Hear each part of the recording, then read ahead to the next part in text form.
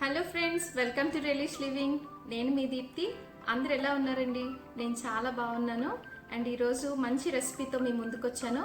And మనం రెసిపీలోకి వెళ్ళబోయే ముందు ఒక చిన్న మాట. అండ్ మన ఛానల్ని ఎంకరేజ్ చేస్తున్న వాళ్ళందరికీ కూడా చాలా థ్యాంక్స్ అండి. ఎవరైనా కొత్తగా కనుక మన ఛానల్ని చూస్తుంటే please subscribe to my channel and notification కోసం బెల్ ఐకాన్ ప్రెస్ చేయడం మర్చిపోవద్దు. అండ్ ఇప్పుడు మనం టాపిక్లోకి వెళ్ళిపోదాం. ఈరోజు నేను మీకు ఇండో చైనీస్ స్టైల్లో వెజిటేబుల్ ఫ్రైడ్ రైస్ ఎలా చేయాలో చూపిస్తాను. ఇది లంచ్ బాక్స్ రెసిపీ అని చెప్పుకోవచ్చు. చాలా ఫాస్ట్గా చేసుకోవచ్చు అండి. మీరు చాప్డ్ వెజిటేబుల్స్, బాయిల్డ్ రైస్ రెడీగా ఉంటే ప్రిపరేషన్ చాలా ఈజీగా చేసుకోవచ్చు. సో ఇప్పుడు మనం లేట్ చేయకుండా ప్రాసెస్ ఎలా చేయాలో చూద్దాం. ముందుగా దానికి కావాల్సిన ఇంగ్రీడియంట్స్ చూసేద్దాం. 1 కప్పు బాస్మతి రైస్ తీసుకుని 20 నిమిషాలు నానబెట్టి దీన్ని ఉడికించుకుని ఇలా పక్కన పెట్టుకున్నానండి. బాస్మతి రైస్ క్విక్గా ఎలా కుక్ చేయాలో ఒకసారి చూద్దామండి. ఒక గిన్నె తీసుకుని 6 కప్స్ వాటర్ని యాడ్ చేసుకోవాలి. ఇప్పుడు వాటర్ని బాగా బాయిల్ చేసుకోవాలి. నెక్స్ట్ ఇందులో 1 టీ స్పూన్ కుకింగ్ ఆయిల్, అలాగే 1/2 టీ స్పూన్ సాల్ట్ని కూడా యాడ్ చేసుకోవాలి. వాటర్ బాగా రోలింగ్ బాయిల్ వచ్చిన తర్వాత మనం 1 కప్ బాస్మతి రైస్ని 20 నిమిషాలు నానబెట్టుకుని ఉంచుకుంటున్నాం కదా, ఆ రైస్ని ఈ వాటర్లోకి యాడ్ చేసుకోవాలి. ఫ్రైడ్ రైస్కి రైస్ ఎప్పుడు కూడా పొడిలాడుతూ ఉండాలి. సో 75% కుక్ అయితే సరిపోతుంది. ఇది 75% కుక్ అయిపోయిందండి. ఇప్పుడు ఈ వాటర్ అంతా కూడా డ్రైన్ అవుట్ చేసుకుందాం. ఈ రైస్ని ఒక ప్లేట్లో స్ప్రెడ్ చేసుకుని మూత పెట్టుకోవాలి. సో ఆ వేడికి అది మగ్గిపోతుంది. గుర్తుపెట్టుకోండి, ఫ్రైడ్ రైస్కి ఎప్పుడు కూడా పూర్తిగా చల్లారిన రైస్ని యూజ్ చేయాలి. ఇప్పుడు కావాల్సిన వెజ్జీస్ ఒకసారి చూద్దాం. చిన్నగా కట్ చేసుకున్న ఒక 1/2 కప్పు ఉల్లిపాయ ముక్కలు, 2 పచ్చిమిర్చి పొడవుగా కట్ చేసి పెట్టుకోవాలి.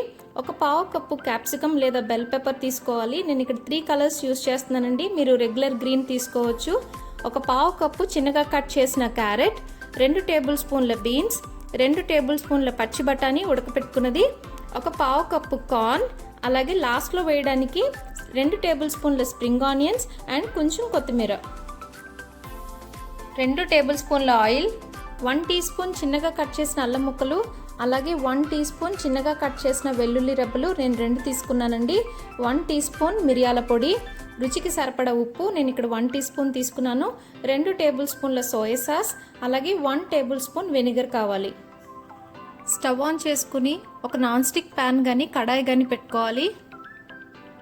ఫ్లేమ్ మీడియం హైలో ఉంచుకొని కడాయి వేడెక్కిన తర్వాత 2 టేబుల్ స్పూన్ల ఆయిల్ వేసుకోవాలి.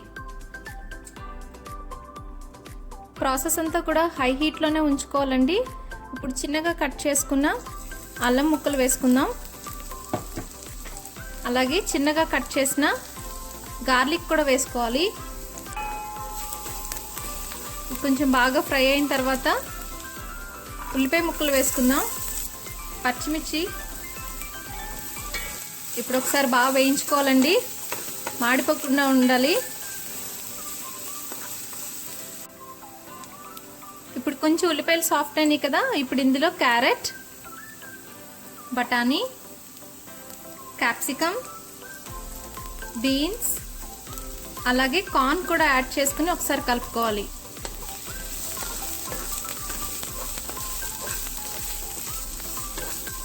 ఇవి బాగా సాఫ్ట్ అయిపోకూడదండి, కొంచెం క్రంచీగా ఉండాలి. జస్ట్ ఒక 5 మినిట్స్ ఇలా టాస్ చేస్తే సరిపోతుంది. ఇప్పుడు ఇందులో రుచికి సరిపడా ఉప్పు, కొంచెం మిరియాల పొడి, 1 టేబుల్ స్పూన్ వెనిగర్, అలాగే 2 టేబుల్ స్పూన్ సోయా సాస్ని కూడా వేసుకొని కలుపుకోవాలి.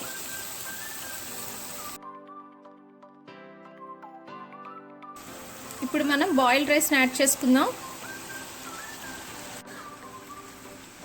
ఈ సాసెస్ని రైస్తో బాగా కలిసేలాగా మిక్స్ చేసుకోవాలి. రైస్ మాడిపోకూడదు. అలానే ఫ్లేమ్ కూడా లో పెట్టకుండా హై హీట్లోనే జాగ్రత్తగా మిక్స్ చేసుకోవాలి.